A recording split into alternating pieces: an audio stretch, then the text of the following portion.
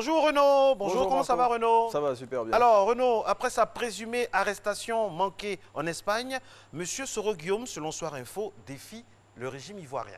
Bonjour à tous les téléspectateurs. Dites-leur que je suis un adversaire puissant. Je rentrerai bel et bien en Côte d'Ivoire. Ces propos de l'ex-président de l'Assemblée nationale relayés par Soir Info ont été tenus par Soro Guillaume récemment au cours d'un dîner de presse à Paris.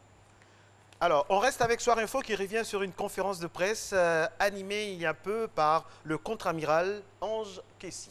Tout à fait. Au cours de cette rencontre, le commissaire du gouvernement a annoncé les nouvelles mesures arrêtées par le tribunal militaire d'Abidjan dans la lutte contre le racket de certains agents des forces de l'ordre. Et au nombre de ces dispositions figure une qui stipule que désormais les supérieurs hiérarchiques des agents racketteurs seront eux aussi poursuivis en justice.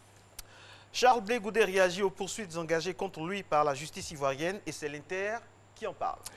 J'assume mon destin, c'est en ces termes que réagit Charles Blé Goudé face à la procédure judiciaire lancée contre lui en Côte d'Ivoire pour crimes contre des populations civiles et crimes contre des prisonniers de guerre.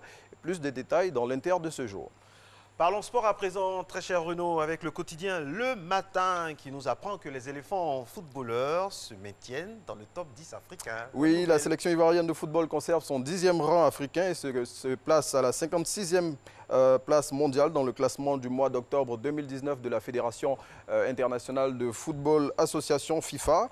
Au niveau africain, il faut savoir que le Sénégal maintient sa place de leader du continent suivi de la Tunisie 2e, du Nigeria 3e, de l'Algérie 4e et du Maroc à la 5e place. Et le football mondial, lui, reste dominé par le trio Belgique 1er, France 2e et Brésil 3e.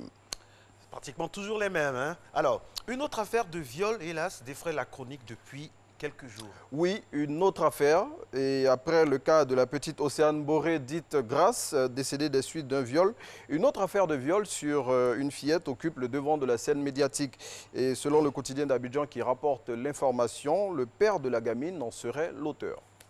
Allez, Renaud, on m'a dit comme ça à l'oreillette que vous voulez terminer cette revue de presse par une affaire de questions à choix multiples. De quoi s'agit-il exactement? Tout à fait, Marco. Dites-nous, entre 100 000, 150 000 et 200 000, quel est le nombre exact de cheveux qu'il y a sur la tête d'une personne adulte, selon vous? Entre 100 000 100 000, 150 000 et 200 000. Une personne adulte, hein? Oui. 150 000.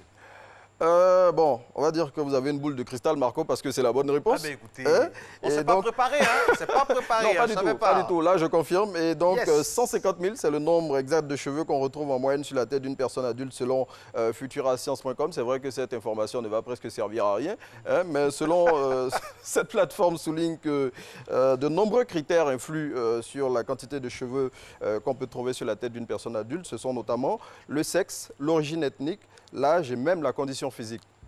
Donc Marco, je vais prendre l'exemple d'un Agni et d'un Baoulé, on n'a pas forcément le même nombre de cheveux sur la tête. Okay. Pour ne citer que cela d'ailleurs. Il n'y a pas de souci. Merci beaucoup Renaud. On vous retrouve avec beaucoup de plaisir lundi prochain. Merci. Mais avant, on invite tous les téléspectateurs à acheter les journaux. Parce que c'est à cette condition-là seulement que les organes de presse peuvent continuer à faire leur rôle qui est d'informer les populations. Absolument. Et on salue tous ces journalistes-là qui nous